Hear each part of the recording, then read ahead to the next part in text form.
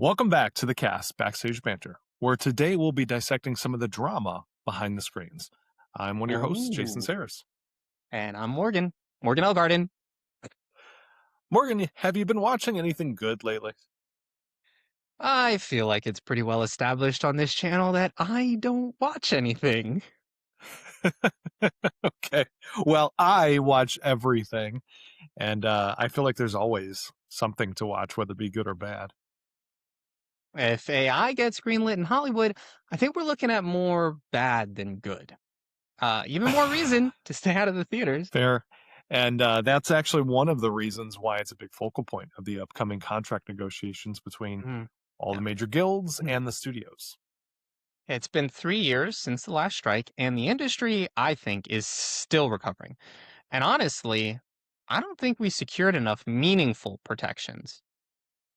Yeah, that was 2023 when Hollywood ground to a halt. Red carpets turned into picket lines, and we were all stuck watching old episodes for months. Well, buckle up, because it's happening again.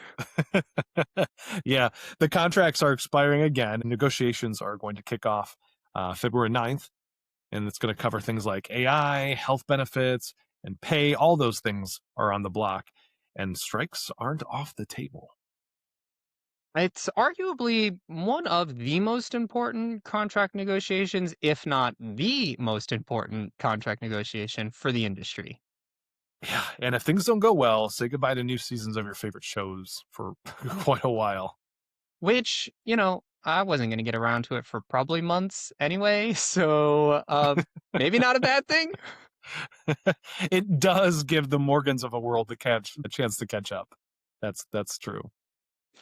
But it is a big deal and is likely going to shape Hollywood for at least the immediate future. So, what are we waiting for? Let's get into it.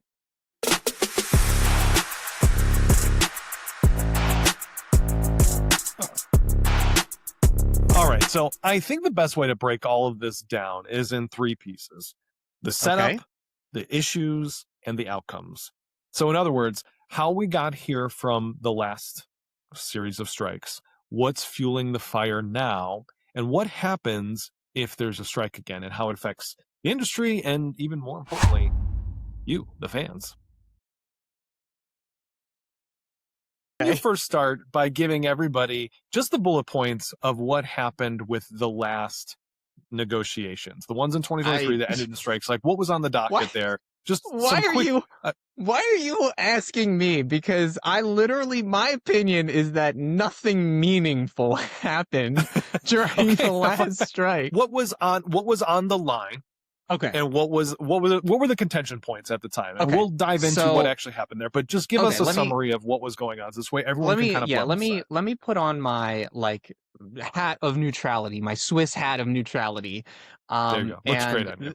These were the reasons that SAG went on strike, and why it lasted so long.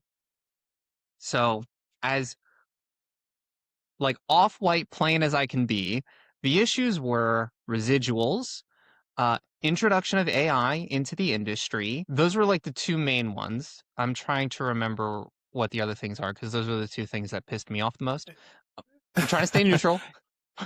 Yeah, the streaming residuals was probably the biggest issue. There was also things about movie stars getting paid $20 million a picture. Meanwhile, and everyone else working on that project was making pennies.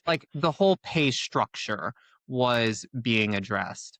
Right, which was the other piece, was just pay in general. So the last strike focused mostly on the residuals thing that was brought on because streaming had replaced traditional TV residuals. Up until that point, right, you make a television show or you make a movie. When it gets played on reruns, there would be some sort of check that comes in afterward. With streaming, those things happen less, and streaming wasn't working into that contract. I remember. So this is subcategory of the residuals, right? Okay, so these are the reasons that we went on strike. Residuals, the introduction of AI into the industry, transparency. That was the other major issue. And the reason that that's sort of bundled with residuals is because you can't accurately calculate residuals without transparency in terms of viewership and actual profit margin I and box office Yeah, I don't numbers. know that I don't know that I would look at transparency as its own thing, but I do think that was part of the part for both of those things. Um, Well, you need transparency for a lot of different things because, yes, it is something that impacts residuals, but it's also transparency in terms of pay. We talked in a previous episode about Mhm. technically, if you're a SAG actor or you're working on a SAG affiliated project, you would make money off of if you brought your own wardrobe. But that has to be transparently and accurately reported to the union in order for you to get that benefit. Same with when meals are called, what your turnaround is. All of these transparency things were a negotiating point in the last strike. I think that the third tentpole was just pay in general, and I think the transparency thing you're talking about was kind of wrapped up into other pieces because the agreement that eventually happened included, some guide rails for AI, but there was transparency that was required on studios' half when they're using AI. I don't want to get it too ahead of ourselves here, but I think transparency was baked in. I don't think transparency was a topic in and of itself. Like they weren't picket lining for transparency, but it was one of the methods in which you can facilitate the negotiations on the other thing. Sure. Like, hey, if you want to do these things, we need to be more transparent about it, and that will help fix some of the problems. So I think the three Right. tent poles as a whole were the streaming residuals, the introduction of AI into the workspace, and and pay in various forms. I think those were the big three things. Mm. They had a impasse for quite a while. The WGA as well as the SAG-AFTRA unions eventually went on strike, and I think that lasted for what, like 100 something days, 118, I want to say. Yeah, I know that I know that it was like a record-breaking strike in the sense of length, but I didn't follow specifically how long the strike was. I know that ultimately, as far as a negotiation matters, the length of a strike matters, but I wasn't following it to the day. I think it was about 118 days, something like that. It was close to that. And to your point, that matters in the sense of that hurts both sides, right? Because Right. people picketing aren't getting paid, so it's hurting their wallets, and the studios aren't producing new stuff, which is also hurting the companies. So Right. everybody, in theory, should have motivation to come to some sort of agreement. This way, everybody can get back to work, and everybody gets paid together, arm in arm, and everybody can go on with their happy. So before I get into my personal thoughts, so I still have my Swiss hat of neutrality on. That's gonna be a thing. We're gonna like actually sell Swiss hats of neutrality, and it will say Swiss hat of neutrality. Um, Let's do it, and but you should wear it. Although you're not neutral very often, you have a strong opinion, so like it would I be have to be a very dedicated time to put your hat on, and then when you take it off, we know we're about getting ready to rumble. So, one of the reasons that this was a record-breaking strike is because SAG's position was that they are willing to negotiate in good faith and they're willing to come to the table if the AMPTP, which is the organization that conglomerizes all of the studios, if they're Mhm. willing to come to the table in good faith. And SAG had reached out multiple times throughout the strike saying these are the deal points that we would like to discuss. And the AMPTP's stance was we're not going to talk about that. And that was like the reason that the strike went on for as long as it did.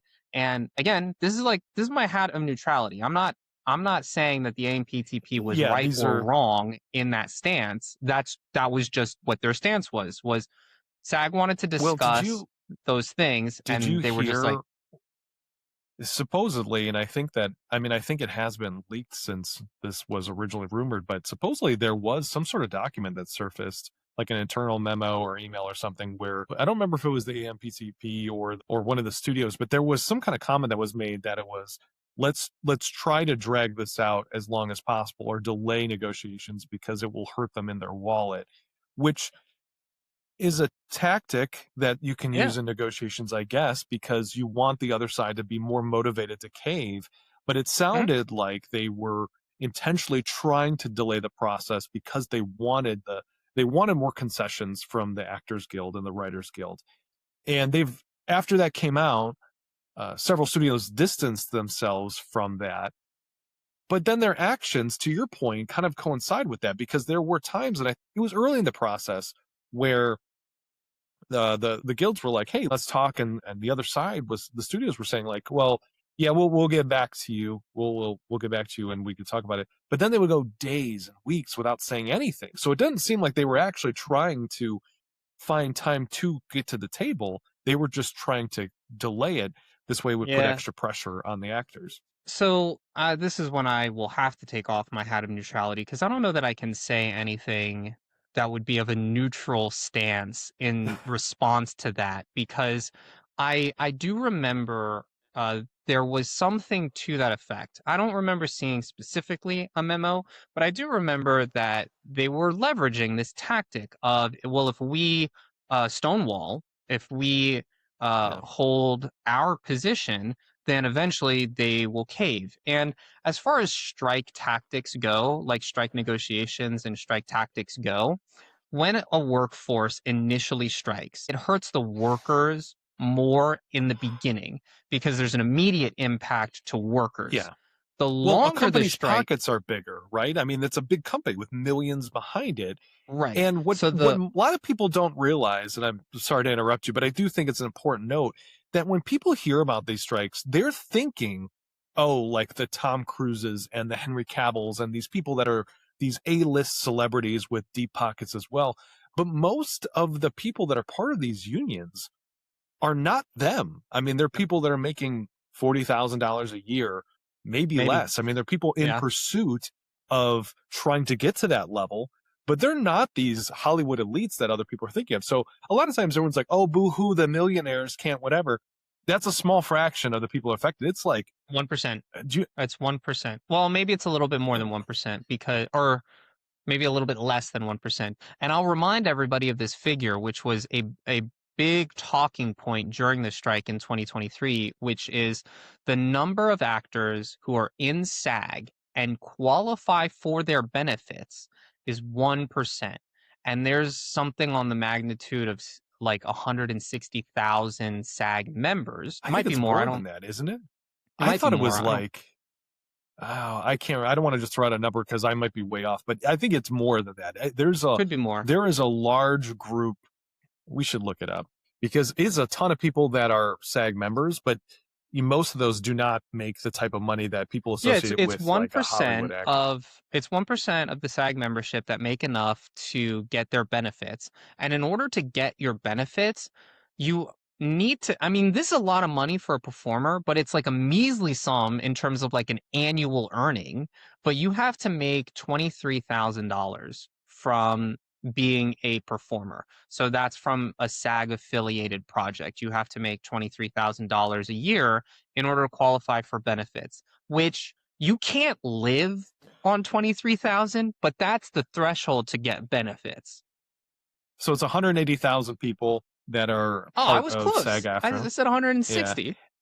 Yeah, you were close. And then for the WGA, which was also on strike at the time, it's another about 15,000.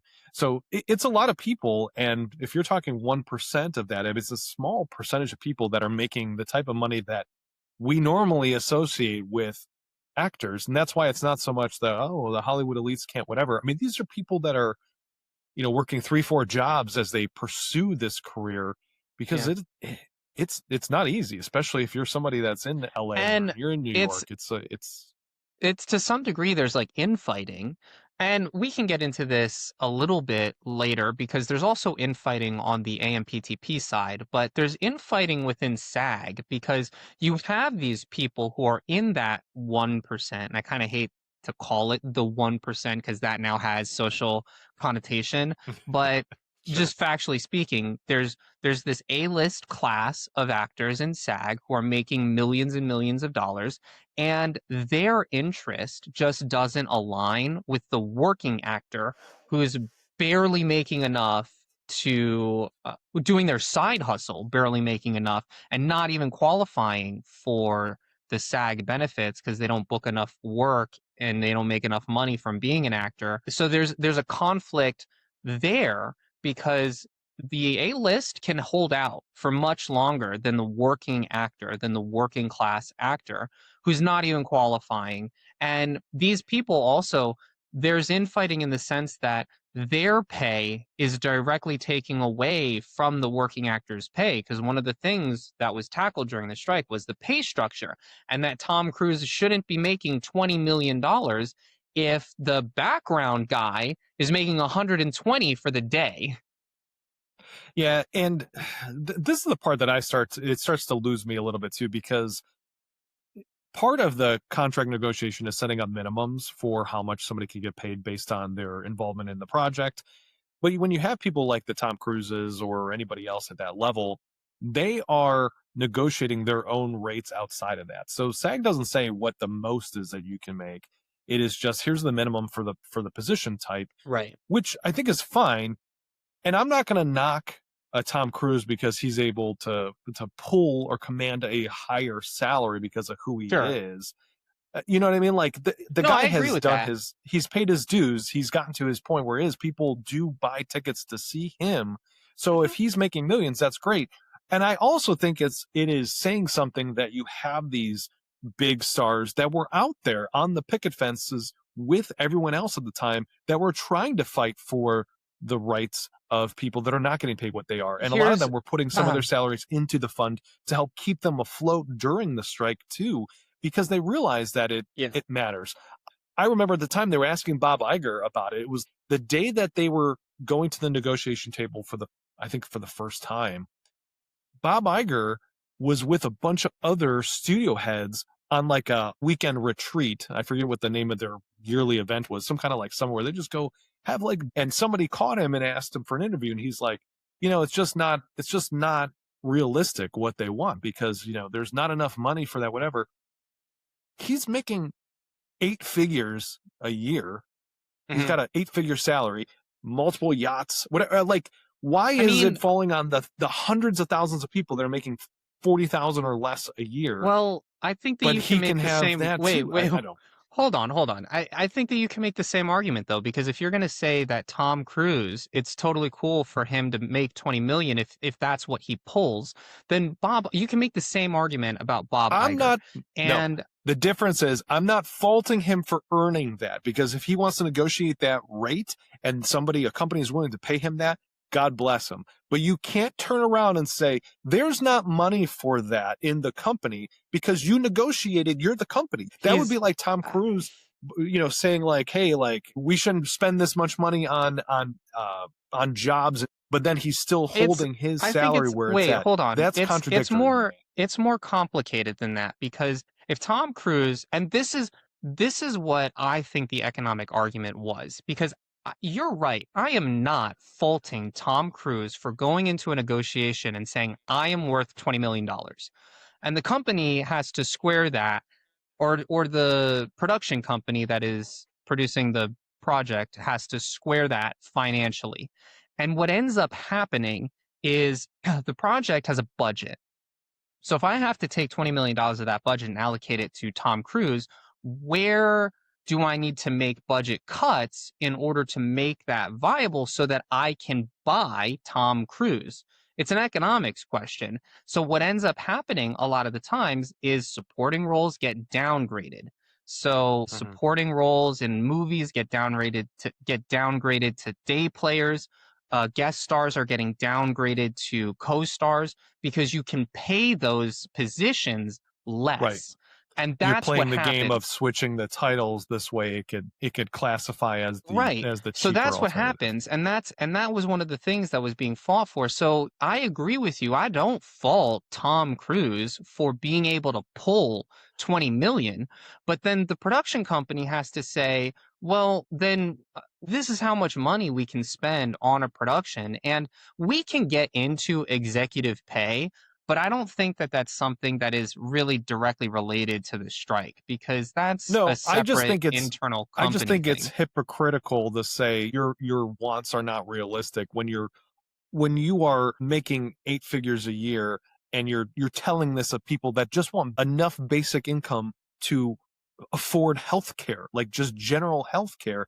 It's Sure. it's just it's a bad look to me.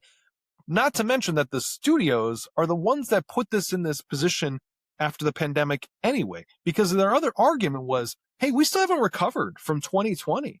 Theaters Yeah. aren't doing as well. We're not making as much money in ticket sales. And yeah, well, whose fault is that? They're the ones that made the shift to start putting everything on streaming sooner, because that was going to be their big platform. It's like, let's load up the streaming content. Let's pump out as much stuff we can, shorten our theatrical release and put it on the streaming, because we want to build our streaming service to compete with Netflix. And that has Mhm. not worked out for anyone. I mean, all these companies are losing tons of money still on their streaming providers, hoping that it'll pay off for them in the long run. But as of right now, that has shortened their income from theatrical, and it's trained the audience to go, I don't need to go to the theater because it'll be on streaming soon. I I think mean, they I were stuff think they that were putting that's concurrently on both platforms. I mean, these are things that you can't use the argument that the money isn't there because here's where the industry, when you were the one who did that. So that's your problem. You don't get any money if the actors aren't making the projects for you.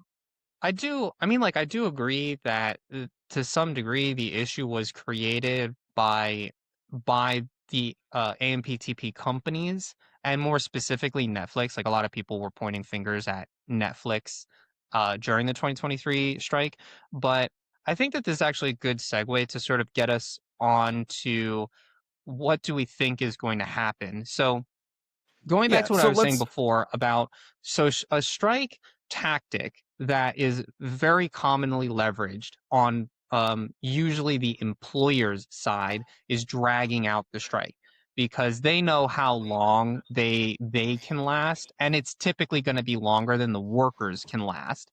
And there is an economic theory that sort of suggests when a strike becomes beneficial to the workers. The problem is, can the workers make it to that point? And the answer is pretty much always no. And I think we saw that in 2023, where we struck for very, very long, but not long enough. And I think that was the problem. So that brings us to this contract negotiation, which is, I think that there will be a strike because I think that there is still heavy contention about all of these issues, but I don't think we're going to strike for long enough. I think it won't be anywhere close to as world breaking or ground shattering, and it will be basically a formality just so that SAG can say we fought for our membership. so let's outline what are the issues currently. We'll move on to section 2 here. What is currently at stake? What are we currently fighting for this time around? Mostly the same things, actually. It's AI in the industry. So before, it was the introduction of AI into the industry, but the rebuttal to not getting enough protections in 2023 is that nobody knew what AI was really going to be capable of, so they couldn't really Right. negotiate robust protections. Disagree. I call BS. I flag that. But this time around, it's the same thing, where it's AI in the industry. How can we protect our performers from being exploited? And it's more pay stuff. It's more like It's minimums, and how do we make the bar more accessible for people to get the benefits, the pension benefits, and the health benefits that SAG has to offer. Pretty much the same stuff. it's similar. There's definitely some overlap. I look at it this time, and this is just my opinion. I don't know that anybody's formally said this, but to me, it seems like this time around, AI is the big ticket item, where before it was the residuals was like 1A and AI was 1B.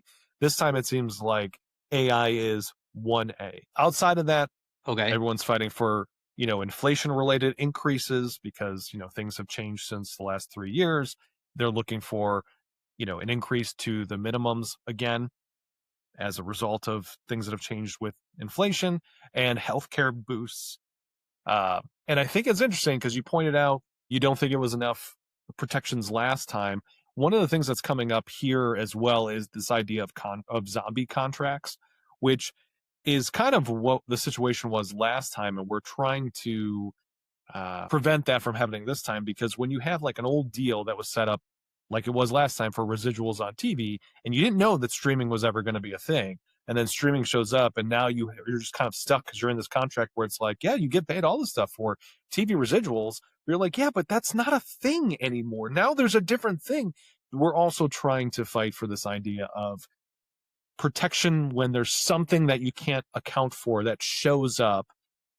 How do you address that with you just don't Right. leave people stuck in this outdated contract that doesn't even make sense or apply anymore?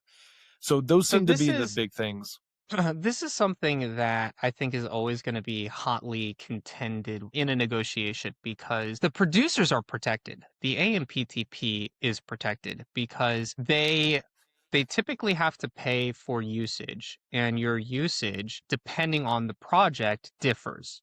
For something like film and TV, the usage is in perpetuity, and Mm. that's why residuals are a thing. For those of you out there that don't know what an in perpetuity clause is, because I had to get educated, it's the worst version that you can think of because Because it's forever. the way that it's actually worded is they have the rights forever throughout the universe indefinitely. Like that's the actual wording. And it means Yeah. exactly what you think it means in the worst possible terms, because it means that they have the rights to do whatever they want with it for the rest of time throughout the universe. Like it's literally spelled out, and people seem to think that this isn't like legitimate or it's not literal. It is. It's 100% literal. So for film and TV, the rights are in perpetuity. For commercials, there's usually a time frame. The most typical time frame is 1 year or 2 years. Sometimes you see the occasional 5 year contract, and typically they come with a renewal rate. So if you want to renew past the usage term, you can renew for the same usage term at X rate. This is a problem because as soon as actors get involved with a project, they don't have any say in what happens with the final product, which is what residuals are supposed to cover. Residuals are supposed to cover my ongoing involvement in the success of a project. But beyond that, actors don't actually have protections, and it's totally in favor of the production company. So this is where you come to a hotly contended crossroads because if I, the production company, come up with this idea for a project, like Jason and I have, we've come up with an audio drama that we want to eventually produce. I don't, I mean, like, I haven't had this discussion with Jason, but I imagine that we'll want to retain full rights to that project. And I think that What? that's reasonable. Disney No. has the I same want to give it mindset. to I want to give it to Disney. Oh, okay. At no without any compensation. Cool. I So just want to give it to him out of the spirit of the kindness of my heart. just because you think that they'll be generous in return? No, I don't. I just So, want but, to take my hard blood, sweat, and tears and just hand it and over to just someone. give That it sounds great. away. They can have it But forever. that's like, Yeah. but that's essentially what the actor's position is in every single project negotiation because Disney or Universal or Netflix basically says, well, we conceptualize this idea and we're bringing you in to help bring that to life, but you don't own any of the intellectual property about it. So actors are left with, well, so then, but what is my protection if this project is successful? Well, you don't have any. I I think I think what you're talking about is blending a couple of different things. So like what you're talking about IP stuff, or are you talking about Well, the likeness It's thing? every it's everything because when you sign on to a project, um, there's a clause in there that says that the intellectual property belongs to production company, whatever the production company is, and there's a likeness release. So there's a I give permission for my likeness, my voice, my image to be used in relation to this project for whatever the terms are for film and TV that's in perpetuity forever. Yeah, I don't know how much of that is being fought for now. Like what I understood is well, a lot of the concern now was when studios are trying to do body scans, voice cloning, a lot of the stuff that is happening with AI. This way they can use that for a supplemental projects as time goes by, which they want to keep the rights to. So the actor comes in, films movie number one, they get scanned, they get, cloned, all this other stuff. And then the studio says, now it's time to do a series on our streaming platform. And we don't want to bring the actor back in to do those. So we have Right. all these scans. Let's just make this without them. And now I don't have to pay them. And Right. this, to me, seems like it's very obviously not okay. Well, so this is like, I guess, my hat of neutrality again, but from the production side of it, it's really not actually all that different because if we look at I think what it you would is. typically sign away in terms of a regular project, so I sign on to Stranger Things just happened, right? So I sign on to be an actor for Stranger Things.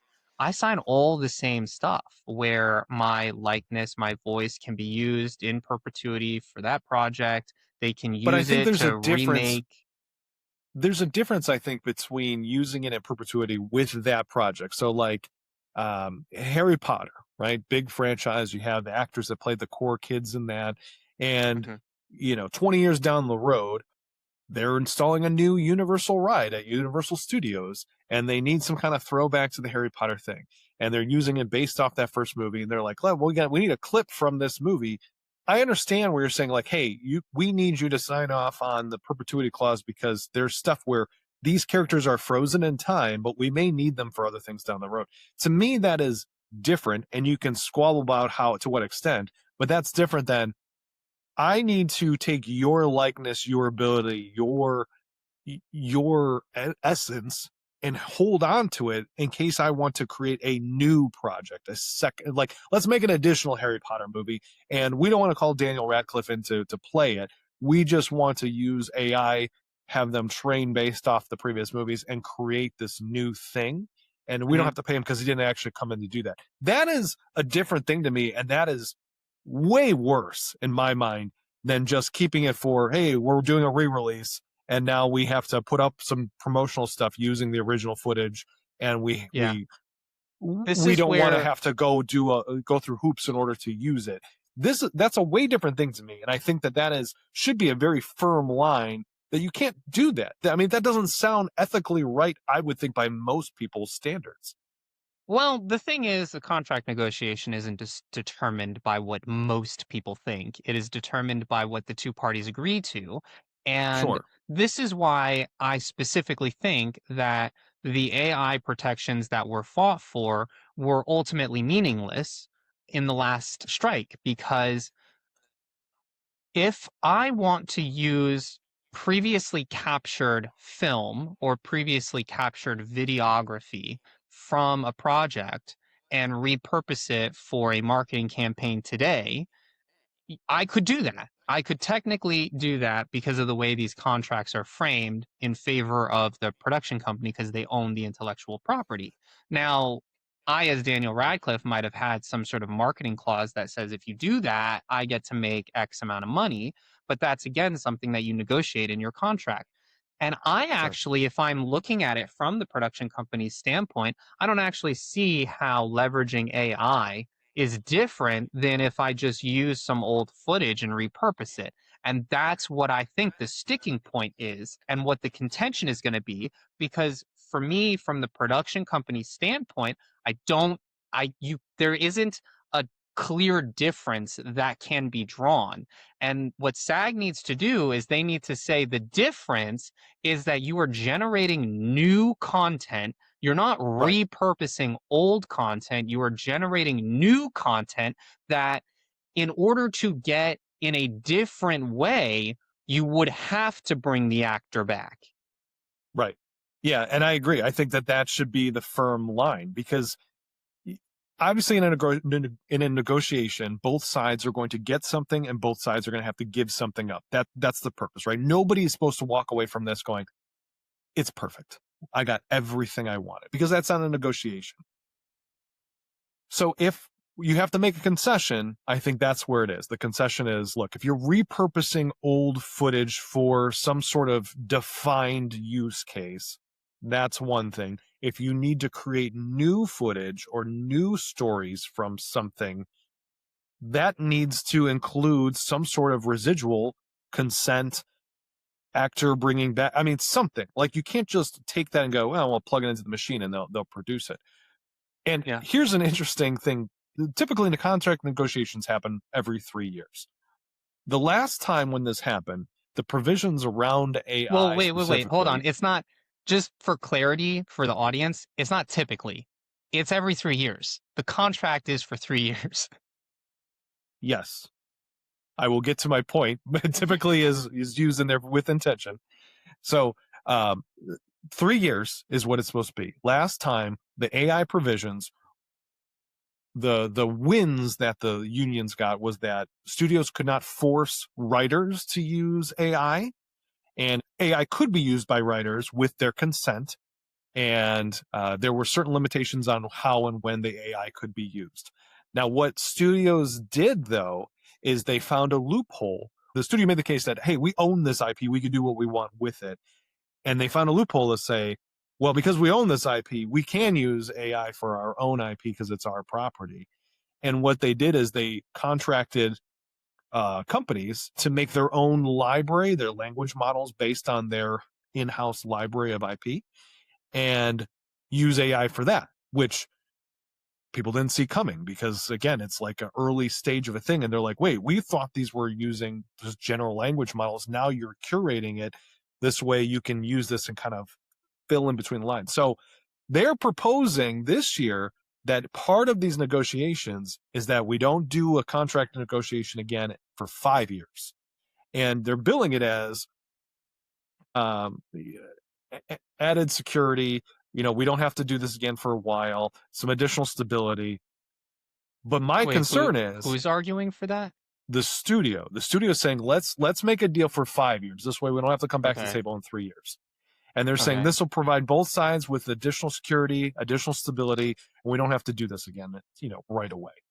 Uh-huh. But my concern is that they want this because there's another loophole thing that they're hoping that they can find in that process. And then the writers and actors will get stuck in this for an additional 2 years before they can even come back to the table and try to fight it. And I don't know what that is or what it's going to be, but if that's the decision that the guild ends up agreeing to, I hope that everyone has crossed their T's and dotted their I's to make sure that we are not signing up for something that is going to pigeonhole everybody. Because Hmm. with AI in particular, it is growing so fast that I don't know what's going to be possible in 1 year, let alone 3 or 5. So to I set that think time length up for 5 years where you can't go back to the table in that time frame, that seems like a big risk to me. I hadn't heard that specific thing that they were looking to do a 5-year contract instead of a 3-year contract. I don't think it's outside the realm of oddities, or I don't think it is an oddity. Like, I don't think it's outside the realm of what is acceptable in a contract. Because, like I said, there are 5-year commercial contracts that you can get into as a performer. So I don't think like 5 years as a contract is necessarily outrageous, but I do think that given the fact that AI is the um, topic of the day, and with how much it is progressing so quickly, I think that that could be very detrimental for creatives, very Yeah. beneficial to the production companies, the AMPTP, but I I would be curious to know what SAG's stance is. There seems to be a general sentiment in the world, not just in the entertainment community, that AI is just here to stay and there's nothing we can do about it, which, if you've watched our previous episodes, you know that I strongly disagree with this stance. There's definitely something you can do about it, but let's put that aside and let's look at it from SAG's point of view, which is that it's not going anywhere and that they're not going to be able to stop companies from using it, which is a true statement, right? You can't strong arm somebody into not using AI. Try as I might. So Sean Astin, who's the president of SAG, recently went to a conference with a bunch of production companies. I think it was CES, wasn't it? I think it was Oh, I thought it was CES, maybe. which is the Consumer Electronics Show. So it's Oh, not okay. specific to theater and filmmaking, but it is where new technologies usually get showcased and Got it. people kind of get first sights on them. Okay. So he went to this conference and apparently had a whole bunch of discussion with people about what that is looking like, what new things are coming out, and specifically how these companies are leveraging AI. And he made a statement on social media on behalf of the SAG membership where he was saying that all of the conversations that he had been having were good conversations and that he was feeling confident about the upcoming negotiations. I think there are definitely people who are going to see a message like that and be bolstered by that statement. I saw that statement and essentially saw like flashbacks to 2023 and that we were about to do a repeat in terms of we're not going to fight. We're not going to fight for the protections that we need. I feel like it's going to be another rollover where we will strike. It will be a formality of sorts so that SAG can say that they struck on behalf of the membership to get these protections, but I don't think that they're actually going to go in with any hard line on AI. And if it were me, my hard line would be no AI, period. And from there, if that's your hard line, from there, you can negotiate and be like, okay, how do you want to use AI? And we'll figure out if it's like an acceptable use of AI. But if you go in already saying, like, I know you're going to use AI, so let's figure it out. Like, you need to have a hard line. So this is, I think, is a good point for us to move into section 3. So let's talk outcomes here. And you bring up the idea that because the unions are going into this with the idea of we believe AI is a realistic possibility or AI is here to stay. So we're trying to find that happy medium to use that. But you believe that it should be more of a hard stance where you approach it from the idea that there will be no AI in filmmaking, and then try to negotiate from that position where you're taking a very firm stance. And look, tactics are different for everyone. I've not been actively involved in a contract negotiation like this, so I don't know how that goes. But I do think the risk you take if you go into with an unrealistic initial an unrealistic initial standpoint is that you do not get the other side to move either. They go, well, if you're not even gonna try here, we're not gonna try either. And I can liken it to car shopping because I don't know if you ever went shopping for a car. It is Nope. an awful experience, but I'm sure. I I recall doing it one time where I did a lot of research on what car I wanted, what the car was worth, what I thought was a fair offer. I went to the car dealership. I pointed to this one and said, I would like this car. This is what I'm willing to give to you. And they said, oh, they do this game where it's like, oh, we don't do negotiations really. We try to give the best price on the sticker because it makes everybody's life easier. Yeah, every car dealership says that. They all had wiggle room. So I'm looking at this going, look, I've looked at this car. I know that this is not a fair price. Your fair price should be more around here. You tell me, what do you think you can do with it? All right, I'll ask my manager. And they walk off and they come back and they go, I can knock $25 off for you. And I left because I'm like, look, if you're not going to take this seriously, I'm not even going to bother negotiating with you. If we're starting from a point of you're going to knock $25 off, then I know you're not really taking this seriously.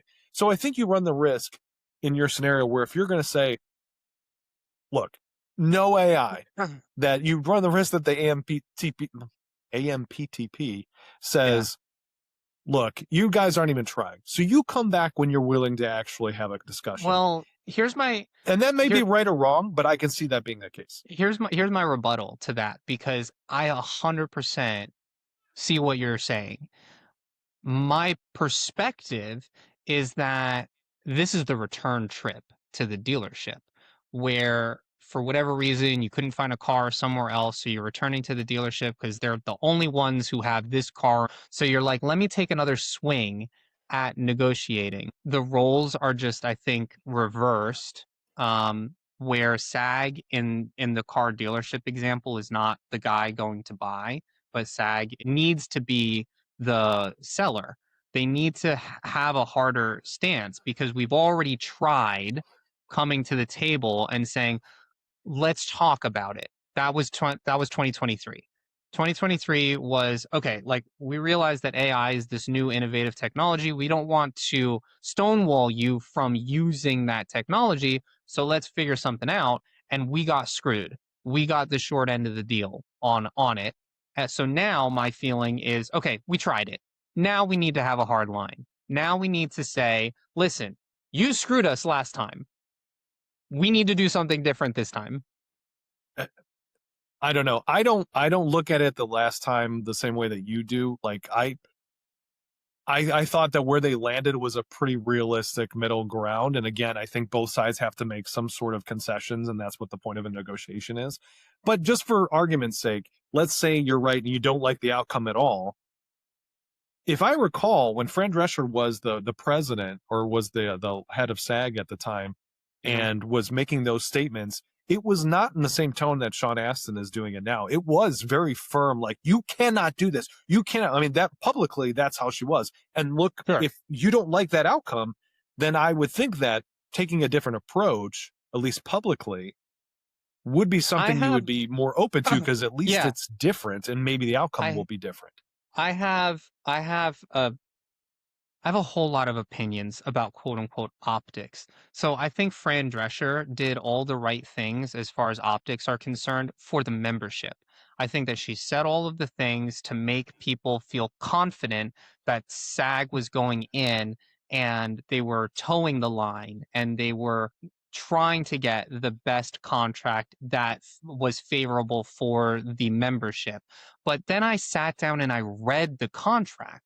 So, like, it doesn't matter what Fran Drescher said publicly. Like, it doesn't matter that she was trying to rally SAG, which I think is all of the things that you need to do as a leader. You need to inspire confidence in the membership. But then I read the actual contract that was negotiated, and there are no AI protections. There's literally none. So they didn't get anything. Well, the union has a professional negotiator. Yeah, It's the national executive director, Duncan Crabtree Ireland. And I think he's still, I think he's still the guy that'll be negotiating. Yep, he's still the negotiator. I do think that there were some protections that were included. Like I mentioned before, you couldn't force writers to use AI, which was something that studios were trying at the time. I don't know. There was the WGA and there was I don't know the writers' contract. They were striking simultaneously, so I'm kind of lumping them together. But there were some AI protections, but I think at the time in particular, it was so new then that I think you had to approach it cautiously because you don't know what avenue is going to take. And one of the things that I am mostly concerned about for this particular negotiation is kind of what I was talking about before, where you put some kind of guide rail in place that just gets circumvented because things are escalating so quickly with AI. That's why I don't think a 5-year deal is going to be a good idea, because you could say, look, I've got it all figured out, and this is what we're going to do with AI, and they can agree to it. And then all of a sudden, AI evolves and shifts, and then you're like, we're behind the 8 ball again, and now we're stuck. It is a tall task ahead of everyone right now, and I hope that it's not going to result in strikes again. And we're starting the negotiation process early this year because I think February is not typically when it begins. No, yeah, February is right around when they start negotiating. Well, end of February, so I guess early in the sense that they're doing it's a few the weeks beginning early. Of February. Yeah, it's a few weeks earlier than usual. And I think that was in an effort to try to start the process this way it can avoid some sort of strike. But I guess for this negotiation, if it does strike, what does that mean for the everyday person, the fans at home, the industry? What do you think will happen to everybody if we have to go on strike again? The same thing that happened last time. There will be. Do you think it'll be worse though? Last time was 118 days or whatever it was. First time a strike had happened since the 60s. Yeah, I mean, is it more impactful this time because it just happened so recently? I'm not really sure I understand what you're asking. Like, a strike is a strike. It means that all of the current projects will be put on hold. You won't be allowed to cross the picket line, so you won't be able to work on any projects that are being run by the AMPTP. I don't think it will be. I think that we will strike, and I think that it won't be for as long. And the reason that I think that we're going to strike is because I think that production companies want to do specific things with AI. They want to leverage AI in specific ways, such as body scans and being able to use digitized actors to fill in background scenes. And unless SAG is okay with that, which I really hope that they're not, we'll I strike would hope on not too. those things alone.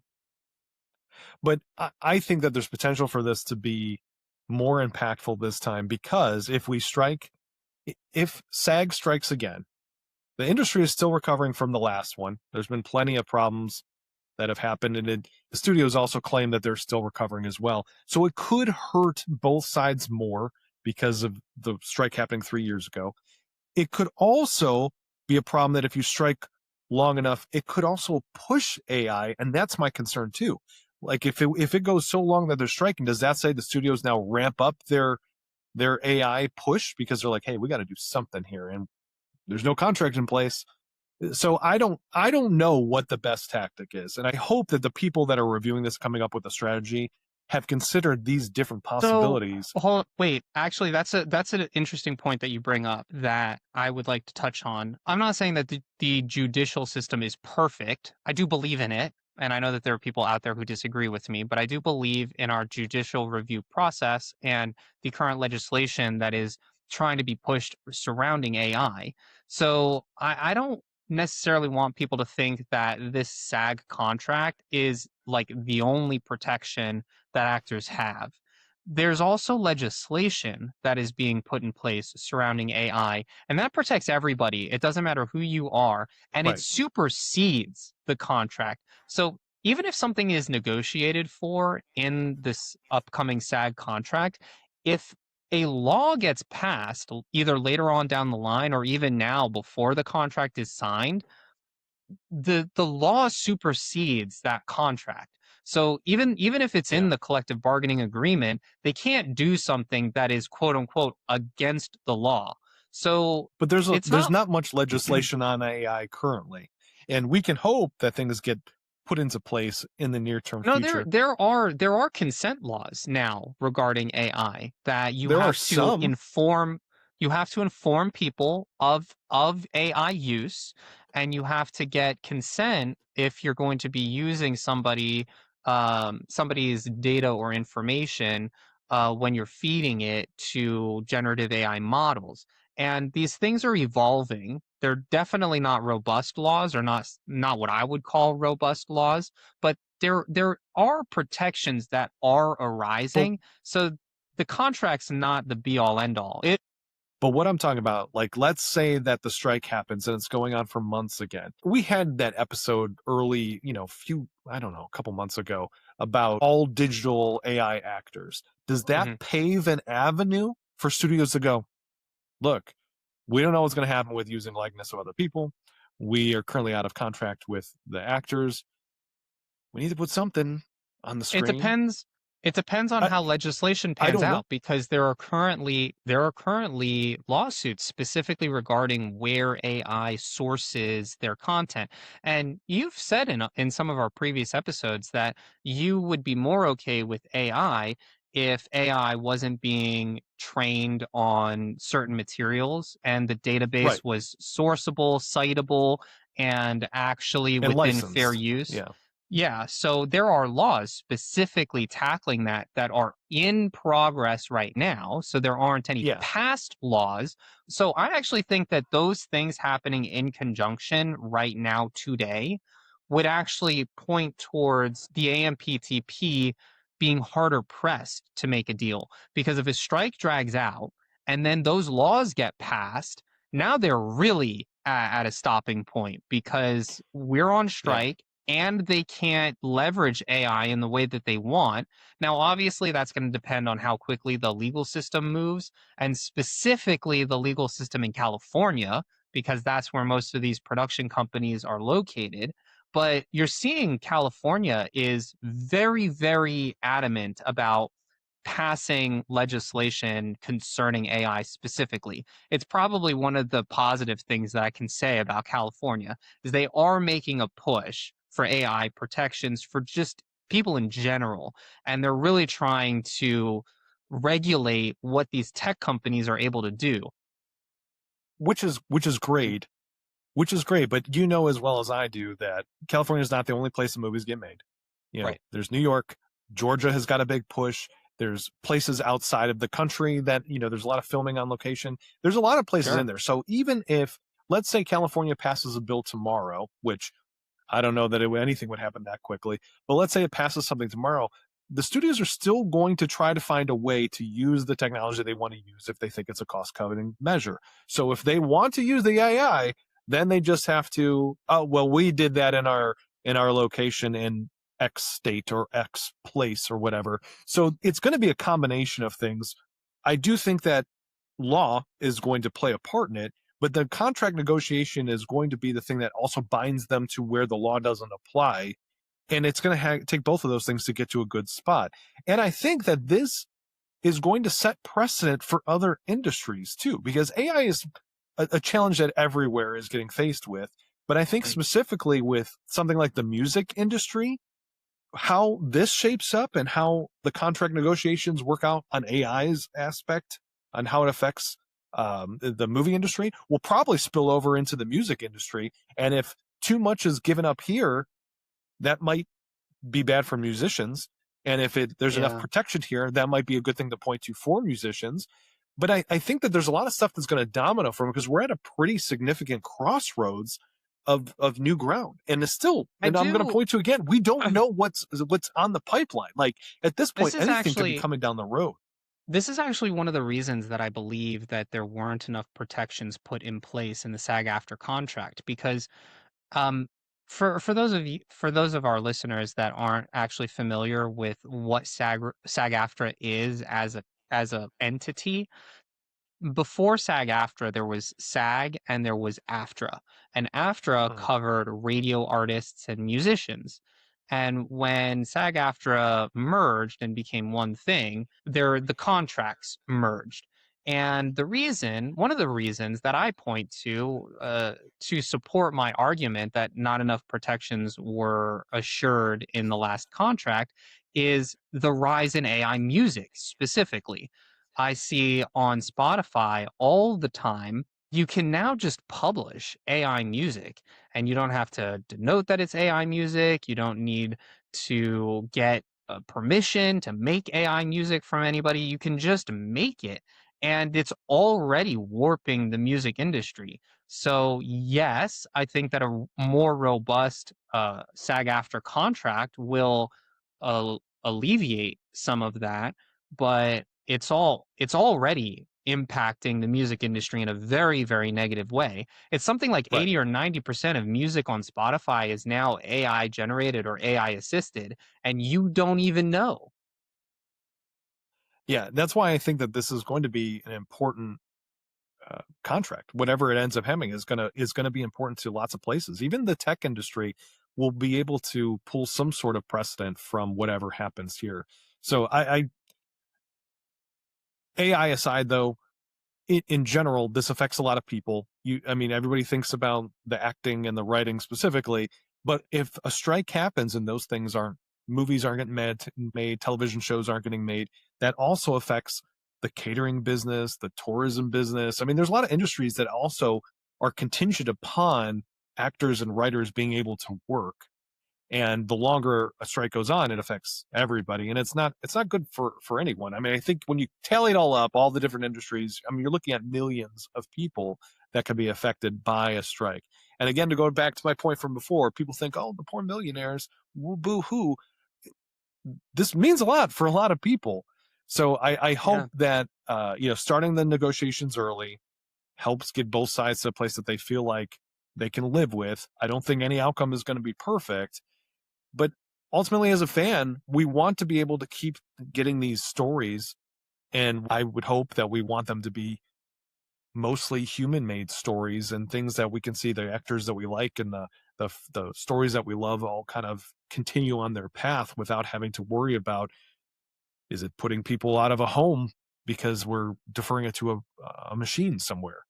Yeah. But we got a We will while until we see. know if anything happens. Yeah, we will see. We're gonna probably stay pretty up to date on it. I feel like we'll probably do another episode when SAG goes on strike. Because that's genuinely my prediction. My prediction is we will Yeah. strike. It won't be for as long, and it will kind of be a formality. Maybe I'm a doomsdayer. I'm just I not confident that we're going to get a meaningful contract. I'm hoping that it doesn't come down to a strike because the fact that it just happened 3 years ago. I feel like everyone is still recovering, to some degree. And I'm Mhm. hoping that that motivates everyone to say, like, look, can we get this done this way? It doesn't have to happen, because to have two strikes 3 years apart from one another, I don't think is good for anybody. So I think it's in everyone's best interest to come to a place where you can meet in the middle and find something that you can live with. So I mean, fingers like, crossed. I think that that argument though is true just in general. I don't think a strike is necessarily in anybody's best interest, but it is your last resort. It's Sure. the only way to actually get meaningful conversation or dialogue.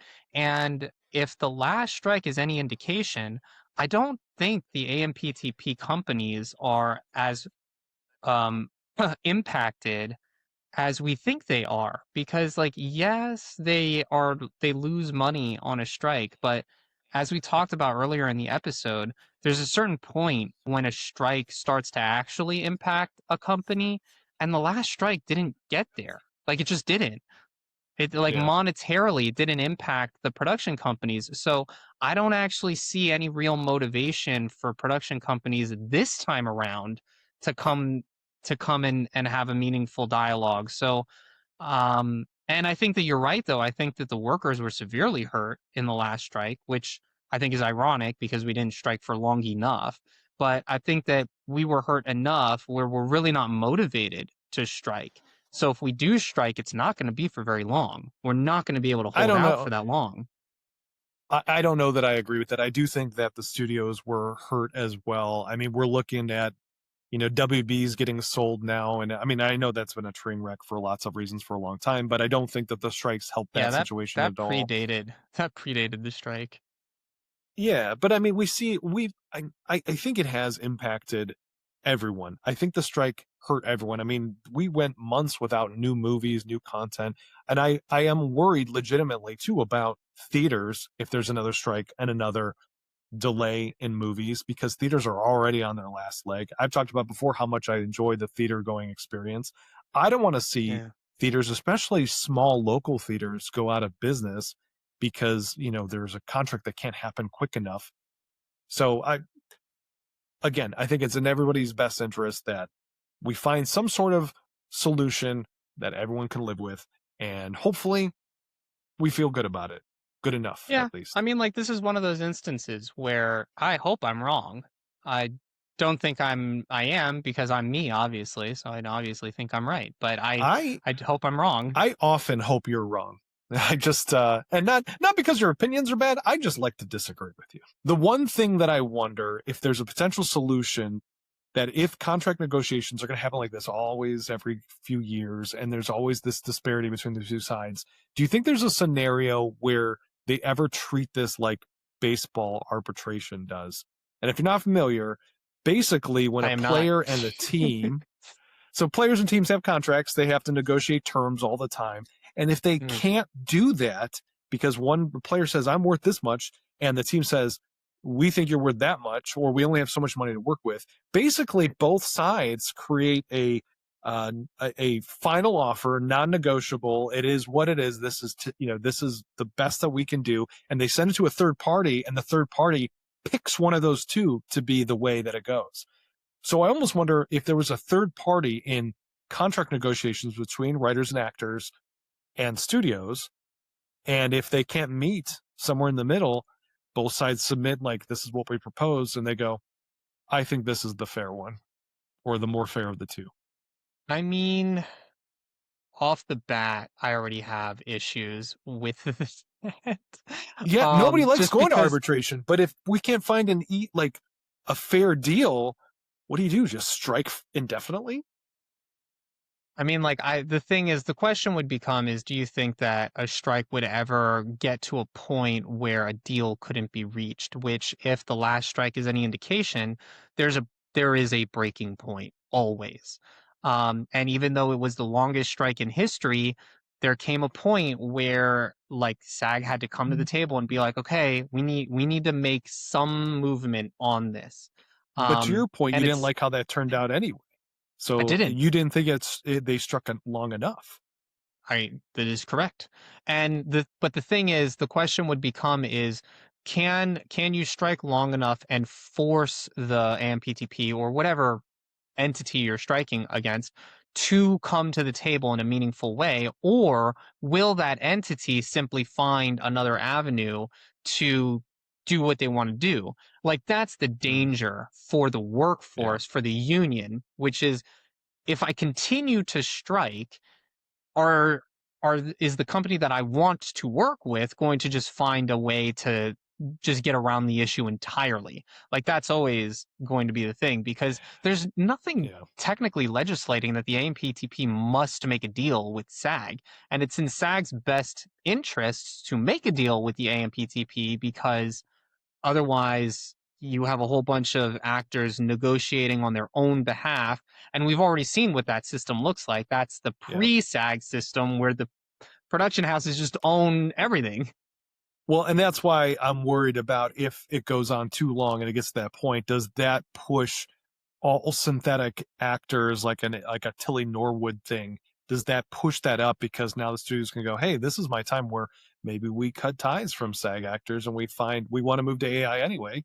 Maybe this is how we open that door more. And hopefully I'm not just putting the idea in somebody's head because maybe I mean, I like, hope that it's somebody hasn't just not thought of that and they're like, that's brilliant. And then we're the downfall of the industry. no, I mean, like, I think that that's definitely a possibility. And the reason that I don't think that it's a likely outcome is because you have current lawsuits and legislation that are being pushed through that would make that a difficult avenue for the AMPTP to pursue. So, and that's genuinely why I think that there will be a strike, because I think that if SAG positions it correctly, they can have an effective strike, and it won't even need to be that long. But it depends on how they decide to leverage like the global landscape. I I guess we'll see. We will.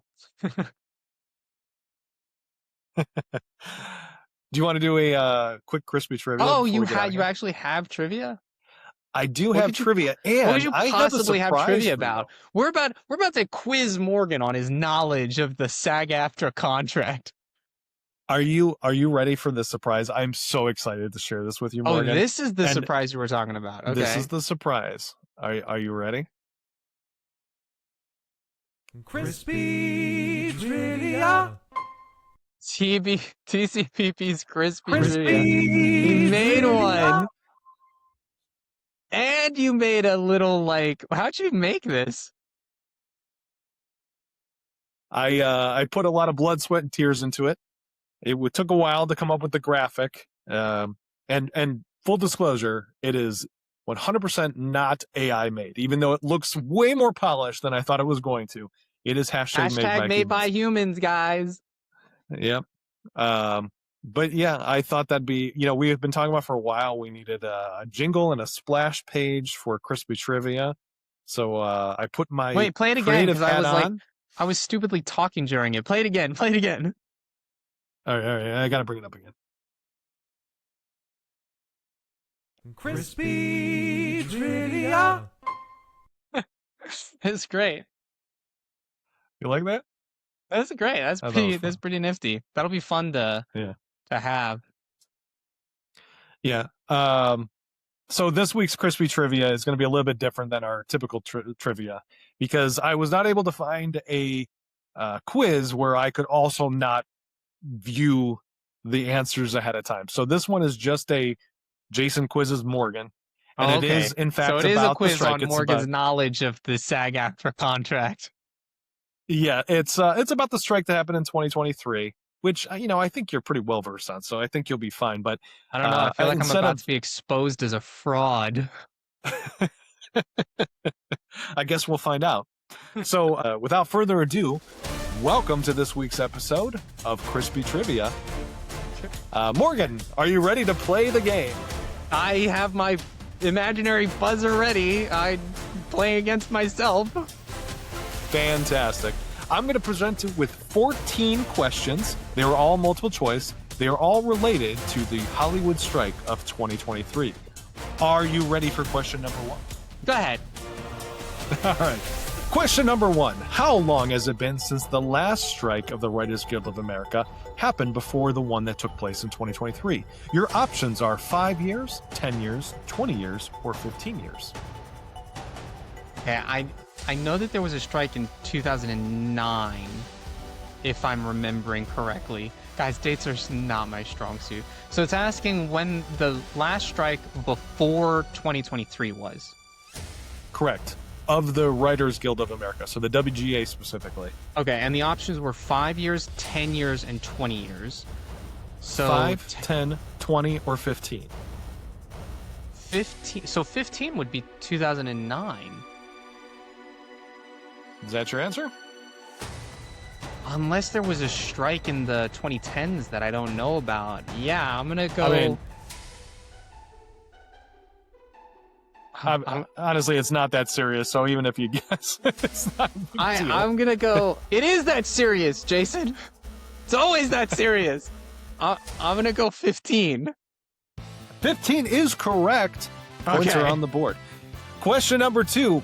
What was the main reason for the Writers Guild of America going on strike? Was it disputes over streaming revenue, disagreements over DVD sales, increased pay, better residuals, and protections against AI, or a lack of healthcare benefits? It's C. That's definitely C. Although the A and D, I feel like were also topics, but C was the primary reason. He is 2 for 2, folks.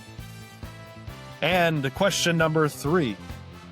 Who represents the major studios in the negotiation with the WG? Let me take that again. Who represents the major studios in negotiations? Jason. Who represents the major studios in negotiations with the Writers Guild of America? Is it the AMPTP, the SAG, the WGA, or the DGA? Hold on. The SAG. I'm just reading the question as it's written. I didn't make this quiz. Guys, man, this is a hard one. It's not like we said it 50 billion times during the episode. The AMPTP. This is a did anybody pay attention during the episode quiz? It's I think truly. that's what it's gonna be. The AMPTP is correct. Next question. What has transformed the industry according to the video? Which I don't know what video it's talking about, but what has transformed the industry? Is it A, broadcast TV, B, cable television, C, DVD sales, or D, streaming? Well, all of those at some point transformed the industry, but I'm guessing it's talking about streaming. It is talking about streaming, that is correct. He is 4 for 4, folks.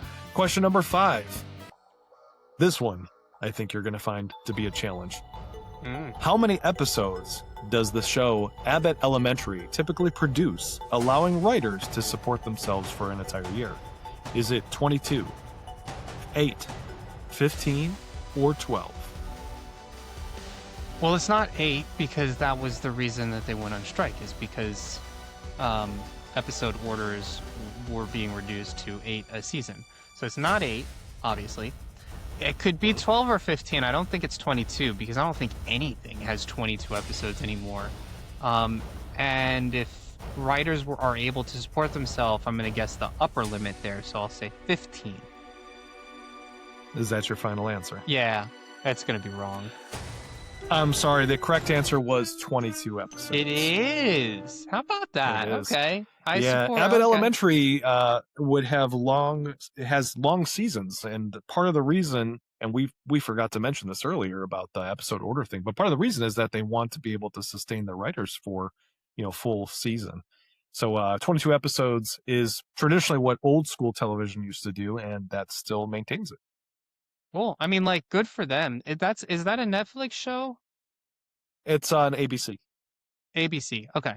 Because I would be surprised if it was a Netflix show because everything on Netflix is 8 episodes. Yeah. All right. Question number 6. What are the mini rooms in the context of Hollywood's new production model? Are they A, small production teams, B, writers' rooms for developing scripts without producing, C, editing suites, or D, meeting rooms for negotiations? That's B.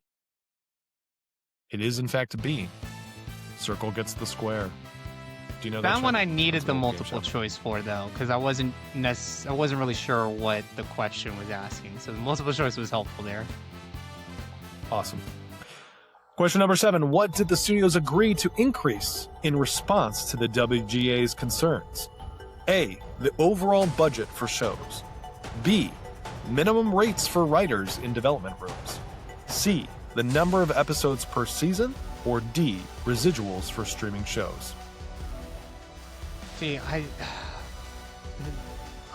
don't actually know where the writer contract landed, so I want to say it was B, because B was, what was B? B was the number of writers for writers' room? The minimum rates for writers in the development rooms.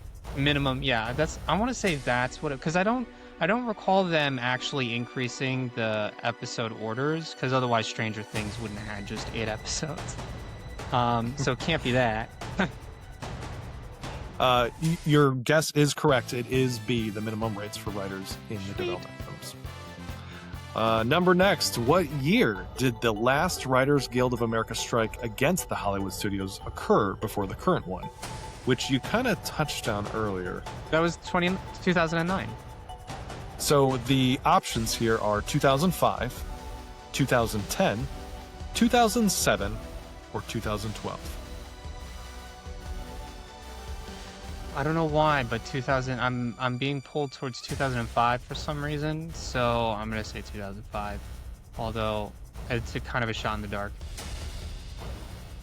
You had a 25% chance of getting the correct answer on a guess. It was 2007. I'm sorry, you were incorrect. Yeah. Close, though. It's the closest one you could have picked with still being wrong. Number 9. What was a major outcome of the 2007-2008 strike? Was it A, increased DVD sales revenue share, B, coverage of internet streaming in the union, C, higher minimum wages for all writers, or D, longer contracts for showrunners? I think it's, and again, I'm not versed in the Writers Guild issues, but I think it was B, the internet thing. You are correct. It was, in fact, B, coverage of internet streaming in the union. Yeah. And if I that recall, was I remember arising there at the was time. like, yeah, that was when a lot of these network televisions used to have like additional content that they would put straight to streaming, like after the show interviews and that sort of thing. And writers were like, hey, like we're making all this stuff. Why don't we get anything for it? And they're like, it's not TV and your contract says TV. Right. Number 10, according to the WGA, what percentage of guild writers working in the television industry are being paid minimum rates?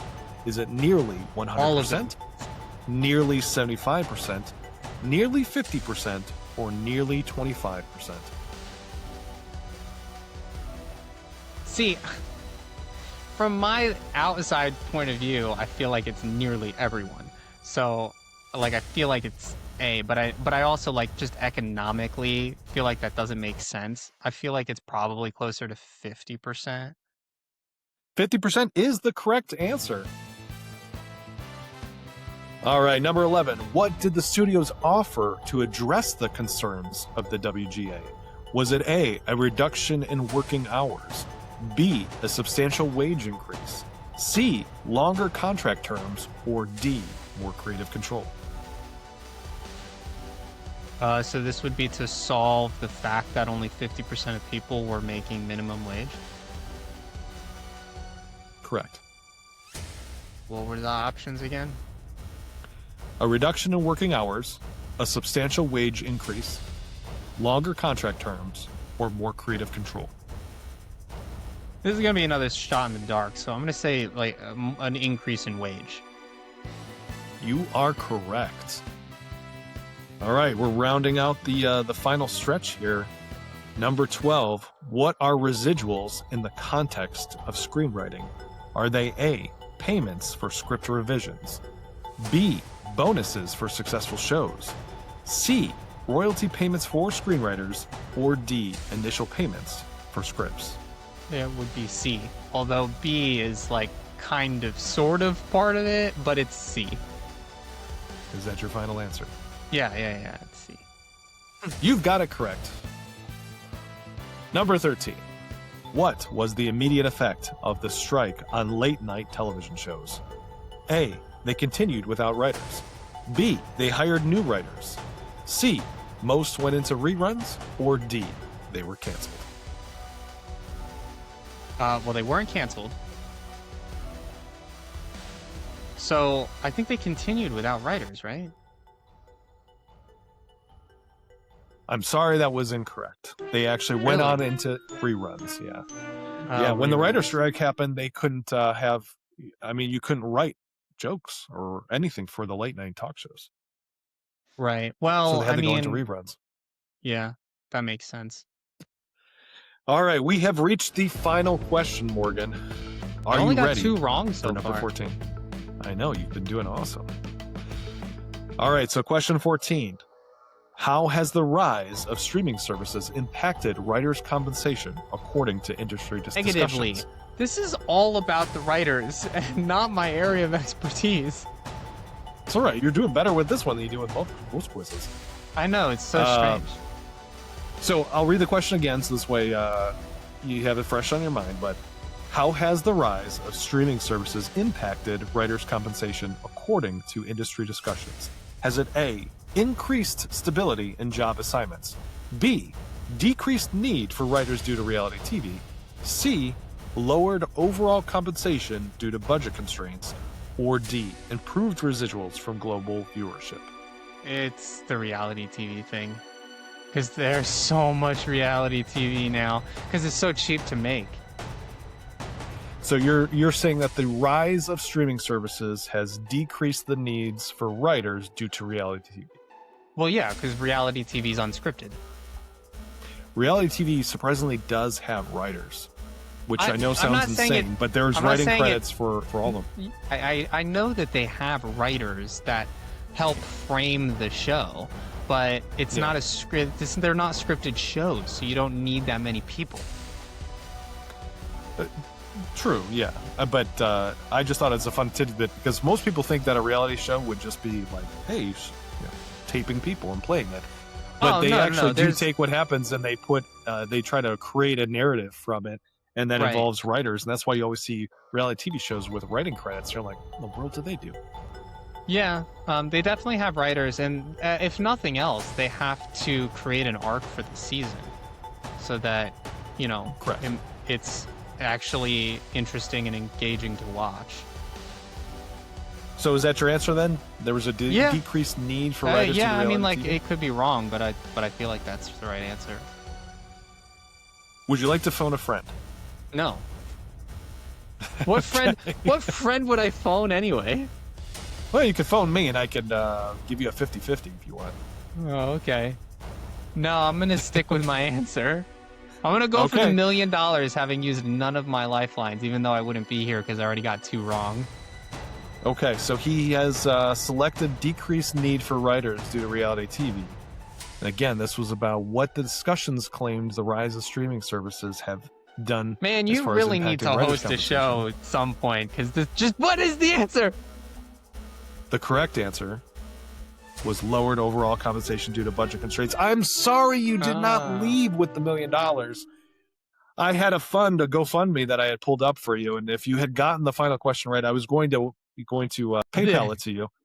Unfortunately, I will not be doing so. So, you should my condolences keep that to buy. You should keep that and buy a Big Mac. For $1 million, that better be the best Big Mac of all time if I'm paying $1 million for it. But any final thoughts on the strike or anything we talked about today?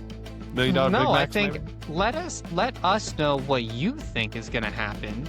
Just try to remember that these negotiations aren't really for the Henry Cavills or the Margot Robbies. It's for the everyday working actor that's booking like the Citibank commercial or the one-liner day player role in your favorite TV show. Like, that's who these are for. Yeah, for sure. All right. Well, I think with that, that's a wrap on this week's episode of the cast, Backstage Banter. Until next time, keep the scene rolling, and we'll catch you in. Keep the film. Man. Keep the film rolling, and we'll catch you in the next scene. Hey, I got there. It was a little That's clunky, a but I cut, got there. everyone.